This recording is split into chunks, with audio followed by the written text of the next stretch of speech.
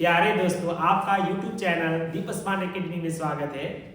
हम लोग तैयारी कर रहे हैं मैट्रिक का और काफ़ी ही महत्वपूर्ण सवाल हम लोग इसमें लिखते हैं, महत्वपूर्ण सवाल लेके चलते हैं, काफ़ी ही महत्वपूर्ण सवाल इंपॉर्टेंट प्रश्न को लेते हैं। और हम लोग आज जो है थ्योरम लेके चले हैं 6.1 पर में। ये काफ़ी ही महत्वपूर्ण परीक्षा के दृष्टिकोण से देखा जाता है। ये सवाल हमेशा पूछता है, रिपीट करता है। पिछले प्रीवियस ईयर में भी काफ़ी बार इस सवाल को पूछा गया है। तो ये सवाल आपके जो एग्जाम होने वाली है 2024 में जो बोर्ड परीक्षा होगी, तो ये सवाल काफी महत्वपूर्ण होगा आपके लिए। यदि आप इस प्रश्न को देख के जाएंगे तो अवश्य ये सवाल आपका आ जाएगा। और इसमें 5 मार्क्स का सवाल पूछा जाता है, जो काफी ही आपकी परीक्षा के मार्क्स बढ़ाने के दृष्टिकोण से काफी इंपॉर्टेंट हो जाती है। तो देखिए ये सवाल क्या है। तो प्यारे दोस्तों, यहाँ पर जो है आपका सिद्ध करना है कि यदि किसी त्रिभुज की एक भुजा के समांतर अन्य दो भुजाओं को भिन्न भिन्न अनुपात में भिन्न भिन्न बिंदुओं पर प्रतिच्छेद करने के लिए एक रेखा खींची जाए, तो ये अन्य दो भुजाएं एक ही अनुपात में विभाजित हो जाती है। यानी 6.1 पर में कहता है कि यदि आपके पास कोई ट्रायंगल दे रखा है, यानी कोई भी एक त्रिभुज है और उस त्रिभुज में एक भुजा के समांतर कोई एक लाइन खींचा जाए, तो वो जो भुजा होगा बाकी दो भुजाओं को अन्य बिंदुओं पे प्रतिच्छेद करेगा, अलग अलग बिंदुओं पे प्रतिच्छेद करेगा और प्रतिच्छेद बिंदु क्या करेगा, उस भुजा को समान अनुपात में बांट देगा। यानी देखिए क्या कह रहा है, कहता क्या है कि हम लोग लिखेंगे, दिया है हमें सबसे पहले। तो सबसे पहले क्या करिएगा प्यारे दोस्तों, यहाँ पर एक फिगर आपको बनाना होगा। यानी आपको एक फिगर बनाना होगा, त्रिभुज बनाना होगा और उस त्रिभुज में आपको लिखना होगा A, B, C। और आपको क्या करना है, इस त्रिभुज में से किसी एक भुजा के समांतर एक भुजा को लाइन आपको खींचना होगा, जो बाकी दो भुजाओं को प्रतिच्छेद करेगा, काटेगा। तो देखिए ये जो BC है, ये BC के समांतर क्या किया गया, एक भुजा हमने खींच ली है। उस भुजा का नाम क्या है, DE। तो DE एक भुजा है जो BC के समांतर खींच दिए। और ये D क्या किया, AB को D पे प्रतिच्छेद कर दिया और भुजा AC को E पे प्रतिच्छेद किया।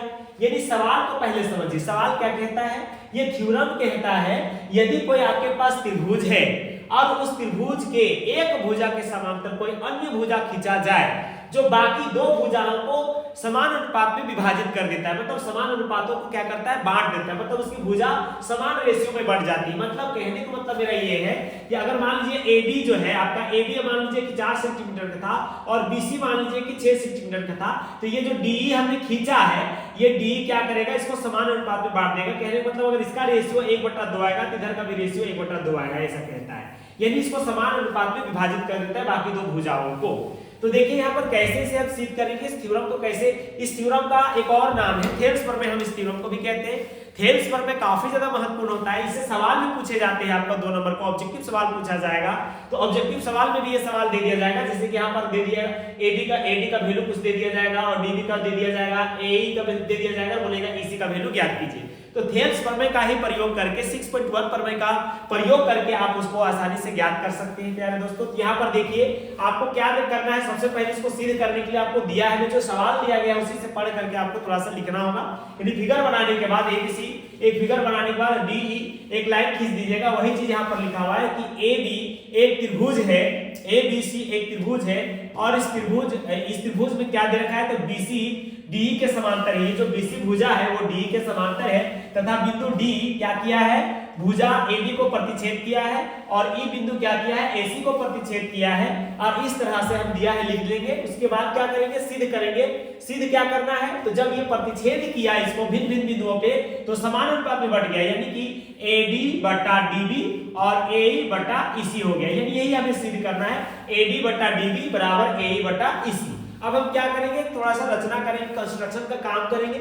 रचना में क्या करेंगे कि B से लेकर E को मिला देंगे, C से लेकर D को मिला देंगे और क्या करेंगे, तो लंब डालेंगे। किस पर लंब डालेंगे, AC पर। AC पे एक लंब डालेंगे जो M होगा। उसी तरह से AB पर एक लंब डालेंगे जिसे हम AD बोलेंगे। तो AC पर जो लंब होगा उसको DM बोलेंगे और AB पर जो लंब होगा उसको हम लोग EN बोलेंगे। ये दो लंब हम लोग डाल दिए। देखिए BE तथा CD को मिलाया और EN लंब AB एवं DM लंब AC खींच दिया। मतलब देखिए ये BE जो है आपको यहां से लेकर यहां तक मिला दिए और C से लेकर D को मिला दिए। और देखिए यहाँ पर EN क्या है, लंब है। देखिए यहाँ EN क्या है, लंब है। तो EN आपका लंब है, किस पर लंब है, यानी AB पर लंब है। मतलब ये पोल है, पोल। मतलब कोई भी पोल कहाँ रहता है, जमीन में रहता है। तो आप मान के चलिए कि ये आपका जमीन है, ए से लेकर बी तक ये जमीन है, धरती जैसे जमीन होता है ना ऐसे, तो ये जमीन है। और इस जमीन में क्या किया गया, एक पोल को गाड़ दिया गया। देखिए जब भी कोई पोल गाड़ते हैं हम लोग तो क्या करते हैं प्यारे दोस्तों, देखिए 90 डिग्री में गाड़ देते हैं। तो प्यारे स्टूडेंट अब देखिए कि ये 90 डिग्री इसको हम लोग गाड़ देते हैं। जब 90 डिग्री इसको गाड़ा जाता है तभी इसको कहा जाता है कि पोल है। तो पोल एक नॉर्मल ले लेते हैं हम लोग और इस तरह से वो 90 डिग्री पे खड़ा कर दिया जाता है। देखिए 90 डिग्री का संकेत भी दे रखा है, ये कहां पर है, तो AB पर है। इसीलिए देखिए यार ध्यान देने वाली बात है कि EN एक लंब है, लंब यानी कि परपेंडिकुलर है, किस पर है, AB पर। मतलब AB हमारा आधार हुआ और लंब हो गया हमारा EN। उसी तरह से प्यारे दोस्तों यहाँ पर देखिएगा आप, तो ये आपका हो जाएगा लेट, मतलब जमीन हो जाएगा, जिसको हम आधार मान के चलेंगे, फ्लैट मान के चलेंगे ये, और पूरी तरह से समतल जमीन है मान के चलिए। और इस जमीन में एक और पोल गाड़ दीजिए जिसका नाम हो जाएगा DM, मतलब DM एक आपका और पोल हो जाएगा। यानी दूसरा पोल गाड़ना है, किधर गाड़ना है आपको, AC में गाड़ना है। तो देखिए प्यारे दोस्तों यहाँ पर जो है DM जो है एक पोल लगा दिए हैं, किस पर, तो AC पर। तो इस तरह से लिखिए, यहाँ पर लिखना होगा कि DM जो है AC पर क्या है, एक पोल है। मतलब DM आपका एक पोल है किस पर, तो DM एक पोल है आपका AC पर, और ये हमने खींच दिया। ये आपका रचना है। देखिए यहाँ पर सबसे ज्यादा महत्वपूर्ण बात ये है कि यदि आप इस फिगर को नहीं बनाइएगा तो आपको स्टेप मार्किंग नहीं दिया जाएगा, क्योंकि ये जो थ्योरम पूछा जाता है आपकी परीक्षा में ये 5 नंबर का पूछा जाता है। स्टेप मार्किंग के लिए काफी ज्यादा इंपॉर्टेंट हो जाती है कि ये सारी विधि व्यवस्था को आप सजा के लिखिएगा, तभी आपको पूरा मार्क्स दिया जाएगा। बच्चे क्या करते हैं आप सब, आप यही करते हैं कि जैसे तैसे थ्योरम को पेन वगैरह से बना देते हैं, जबकि देखिए ये जो आपका फिगर है इसे पेंसिल से ड्रॉ करना है और बाकी इन सभी चीजों को हाईलाइट करते हुए मोटे अक्षरों से लिखना है। और इस तरह से सजा करके जब आप लिखते हैं तब आपको 5 मार्क्स जो है दिया जाएगा। आपका गणित में नंबर अगर अच्छा से बनाते हैं तो टोटल में टोटल पूर्णांक आपको दे दिया जाता है। यदि आप अच्छा से बनाएंगे, संतुष्टिपूर्ण बनाएंगे, संतुष्टपूर्ण बनाएंगे तो आपका नंबर कहीं भी नहीं कटेगा। इसलिए स्टेप बाय स्टेप समझते जाइए, कोई भी स्टेप को छोड़ना नहीं, स्किप नहीं करना है, नहीं तो आपको समझ में नहीं आएगा। ये थ्योरम बहुत आसान है, हम आपको बिल्कुल भी आसान वे से बताएंगे, आसान तरीका से बताएंगे, आपको 100% समझ में आ जाएगा। देखिए यहाँ क्या करेंगे, उसके बाद हम लोग लिखेंगे प्रमाण, यानी कि अब हम लोग प्रूफ करेंगे। क्या प्रूफ करेंगे, जो सिद्ध करना था ना कि AD बटा DB बराबर AE बटा EC था, यानी कि जो आपका अनुपात लाना था कि AD बटा DB और AE बटा EC, जो हम लोग एक और जो लाइन खींच दिए थे DE, जो समान पद बांट दिए, तो उसी को हम लोग प्रूफ करेंगे। उसके लिए क्या करना होगा, ट्रायंगल लेके चलिए। देखिए ट्रायंगल कौन सा ट्रायंगल लीजिएगा, तो देखिए AD और E एक त्रिभुज है, ADE त्रिभुज लेके चलिएगा। और इस त्रिभुज का क्षेत्रफल क्या होता है, इसका एरिया निकालिएगा। तो त्रिभुज का क्षेत्रफल का एरिया होता है 1/2 गुने आधार गुने ऊंचाई, यानी 1/2 गुने आधार गुने ऊंचाई इस त्रिभुज का क्षेत्रफल हो जाएगा ADE का। अब ADE में आधार कौन सा, अभी जस्ट आपको बताते हैं, आधार वो होता है जहां हम पोल गाड़ते हैं, जहां पोल गाड़ते हैं वही हमारा आधार होता है। तो देखिए ये पोल जो है पूरा जमीन का आधार आपका ये हो गया आपका AB, और इस पर आधार कौन सा है, कौन सा पोल को गाड़ दिया, देखिए आधार पे कौन सा पोल को गाड़ा गया है, तो EN को गाड़ दिया गया है। यानी कि आपका AD आधार हो गया, A से लेकर D, क्योंकि त्रिभुज इतना ही दूर तक लिए हैं, इस कारण से AD आपका आधार हो गया और ऊंचाई हो गया, यानी लंब जो हो गया आपका EN हो गया। तो प्यारे दोस्तों यहाँ पर EN ले लिए हैं। उसी प्रकार से आपको क्या करना है, उसी प्रकार से इसके नीचे वाला त्रिभुज को लेके चलना है।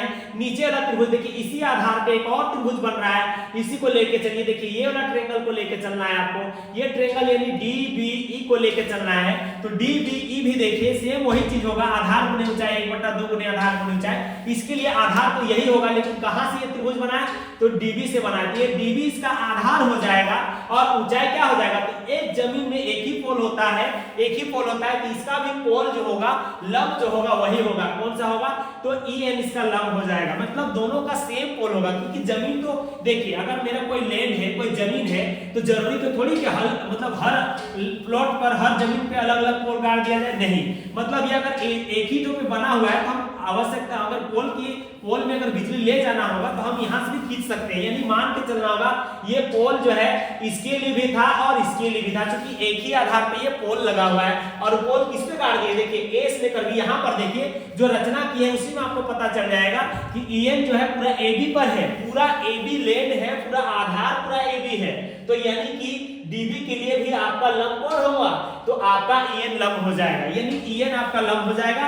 अब आप क्या करिएगा, सिंपली क्या करना है आपको, समीकरण 1 को 2 से भाग दे दीजिए। देखिए समीकरण 1 को 2 से भाग दे दीजिएगा तो क्या प्राप्त होगा, तो आपका एरिया ऑफ ट्रायंगल ADE बट्टा में एरिया ऑफ ट्रायंगल BDE हो जाएगा और इस तरह से इसको इससे भाग दे देना है। प्यारे दोस्तों यहाँ पर क्या करिएगा, ये पूरा उतार देना है और देखिए जो कट रहा है उसको काट दीजिए।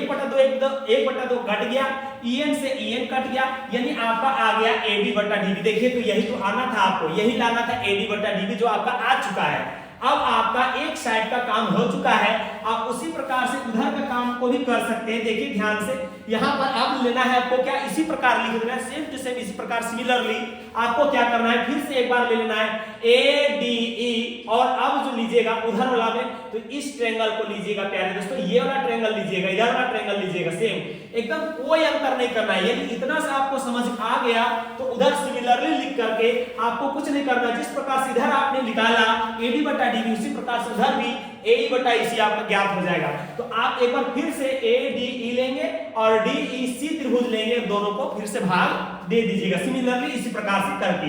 देखिए यहाँ पर हमने उसी प्रकार से किया है, ADE बटा CDE को उसी प्रकार से 1/2 गुने आधार गुने ऊंचाई 1/2 गुने आधार गुने ऊंचाई लिए हैं। तो देखिए इस त्रिभुज को जब लिए ADE को लिए तो इधर ना देखेंगे, अब आधार इधर देखेंगे, क्योंकि इस साइड में भी हम लोग एक पोल गाड़े थे, उस पोल का नाम क्या था, DM था। उस पोल का नाम क्या था, DM था। तो DM पोल में देखिए प्यारे दोस्तों यहाँ पर आपका DM जो है, ये जो DM है वो किस पर लगा हुआ है, तो AC पर लगा, पूरा A से लेकर C तक लगा हुआ है। यानी कि हम बात करेंगे तो A और E आपका आधार होगा, A और E आपका आधार होगा और लंब क्या हो जाएगा, तो DM आपका लंब हो जाएगा प्यारे दोस्तों। ये DM क्या हो जाएगा, आपका लंब हो जाएगा। तो ये DM आपका लंब हो जाएगा। उसी प्रकार से इस ट्रायंगल को लेंगे, DEC को जब लेंगे तो EC जो है आपका आधार हो जाएगा और लंब यही वाला हो जाएगा, क्योंकि ये लंब पूरा A से लेकर C तक में है। DM जो है यहाँ पर देखिए DM पूरा लंब है, किस पर, AC पर पूरा लंब है, AC पर लंब है, इस कारण से इसका भी लंब क्या हो जाएगा, तो DM हो जाएगा। यही चीज को हमने यहाँ पर लिखा है। देखिए वही चीज को लिखे 1/2 AE बट्टा DM और AC बट्टा DM। तो इस तरह से DM से DM दोनों साइड में कट गया और ऊपर नीचे 1/2 कट गया। इस तरह से आपका आ जाता है AE बट्टा AC जो समीकरण 4 मान लीजिए। अब थोड़ा सा आपको ध्यान देने वाली बात यह है कि एक 9th क्लास का थ्योरम होता है, वो थ्योरम क्या कहता है कि अगर यदि कोई चतुर्भुज हो, अगर उस चतुर्भुज में कोई दो त्रिभुज बन रहा हो और दोनों त्रिभुज का आधार सेम हो तो दोनों त्रिभुज का एरिया भी आपस में बराबर हो जाती है, ऐसा कहता है। 9th क्लास में एक थ्योरम है प्यारे दोस्तों, और वो 9th क्लास का जो थ्योरम यही कहता है कि अगर कोई चतुर्भुज समांतर चतुर्भुज हो, समांतर चतुर्भुज में अगर दो भुजा आमने सामने भुजा अगर बराबर हो, उसके बीच में अगर यदि एक ही भुजा एक ही आधार पर दो त्रिभुज बना हो तो उस त्रिभुज का जो एरिया होता है वो बराबर हो जाता है। ये 9th क्लास का थ्योरम से ये प्रूफ हो जाता है। कि आपको ध्यान देना है इस फिगर पर, इस फिगर पे जरा गौर कीजिए। यहाँ पर क्या दे रखा है आपका, देखिए ये आधार है और ये दोनों ट्रायंगल की बात करेंगे, इस ट्रायंगल की बात करेंगे और एक और ट्रायंगल जो इसमें दे रखा है इस ट्रायंगल की बात करेंगे। देखिए इसको ओवरलैप कर रहे हैं, इस ट्रायंगल की बात करें तो ये जो ट्रायंगल है, दोनों ट्रायंगल आपका सेम आधार है, बेस दोनों का सेम है और वो कौन है, D है और ये बेस D है। अब D और BC आपस में समांतर है। और अभी जस्ट आपको बताएं कि अगर यदि कोई त्रिभुज अगर चतुर्भुज दे रखा है, चतुर्भुज के आमने सामने दो भुजा अगर समांतर है और समांतर भुजा में एक ही भुजा में अगर दो त्रिभुज बना है, उसका आधार सेम है, दोनों त्रिभुज अगर बना हुआ है तो उसका एरिया भी आपस में बराबर हो जाता है। यही बात आपको यहाँ लिखना है प्यारे दोस्तों। यहाँ पर देखिए वही चीज लिखा हुआ है कि यहाँ पर क्या लिखा हुआ है कि आपका ADE और CDE आपस में बराबर क्यों है, क्योंकि ADE और CDE दोनों क्या है, एक ही आधार D तथा समांतर रेखाओं BC और D के बीच बने दो त्रिभुज है। और अगर यदि ऐसा होता है, एक ही आधार पर दो समांतर रेखाओं के बीच में बना जो त्रिभुज होता है उसका क्षेत्रफल बराबर होती है, उसका एरिया क्या हो जाता है, बराबर होता है। इस कारण से इन दोनों के एरिया आपस में बराबर हो गया। अब हम क्या करेंगे, तो समीकरण 3, 4 और 5 को लेंगे और इसे सिद्ध कर देंगे। देखिए समीकरण 3 तो ऑलरेडी पहले से आ चुका था, AD बटा DB, और उसके बाद समीकरण 3 के बाद समीकरण 4 लाए हम लोग AE बटा EC। और ये बात लिखना बहुत जरूरी है प्यारे दोस्तों। अगर यदि आप इसको नहीं लिखते हैं, यदि आप QK वाला वर्ड को नहीं लिखते हैं तो आपका यहाँ पर 1 नंबर काट लिया जाएगा और टीचर आपको 4 नंबर के ज्यादा नहीं देगा, क्योंकि ये बात प्रूफ करती है कि ये आखिर होता कैसे है, दोनों में ये बराबर कैसे हुआ, ये बात लिखना जरूरी है। तो ये वेरी इंपॉर्टेंट है। ये मिस्टेक नहीं कीजिएगा, ये बिल्कुल भी नहीं भूल कीजिएगा। ये वाला वर्ड अगर यदि आप नहीं लिखेंगे तो आपका मार्क्स काट लिया जाएगा, स्टेप मार्किंग में गिनती नहीं होगा और आपको जो है 4 नंबर दिया जाएगा, नहीं 5 नंबर नहीं दिया जाएगा। तो आप क्या करें, इसको याद कर ले या तो फिर समझ ले, बार बार वीडियो को देख लीजिए, समझ लीजिए कि हमने क्या बोला है, क्यों ऐसा हुआ, दोनों बराबर क्यों हुआ, ये बात आपको समझा दी है। अब समीकरण 3 और 4 और 5 से आप क्या कर दीजिएगा, जो आपको प्रूव करना था उसे लिख दीजिएगा।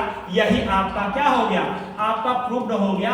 जो आपको कहा था थ्योरम कि अगर कोई त्रिभुज होगा और उस त्रिभुज में एक भुजा के समांतर कोई लाइन खींचते हैं तो बाकी दो भुजाओं को समान अनुपात में विभाजित कर देता है। तो प्यारे दोस्तों, ये वीडियो अगर यदि आपको समझ में आ गया हो तो आप हमारे वीडियो को लाइक जरूर कर दें, सब्सक्राइब करें, शेयर करें और किसी प्रकार का वीडियोज हमारे YouTube चैनल में आते रहती है। हम लोग जेक बोर्ड का जो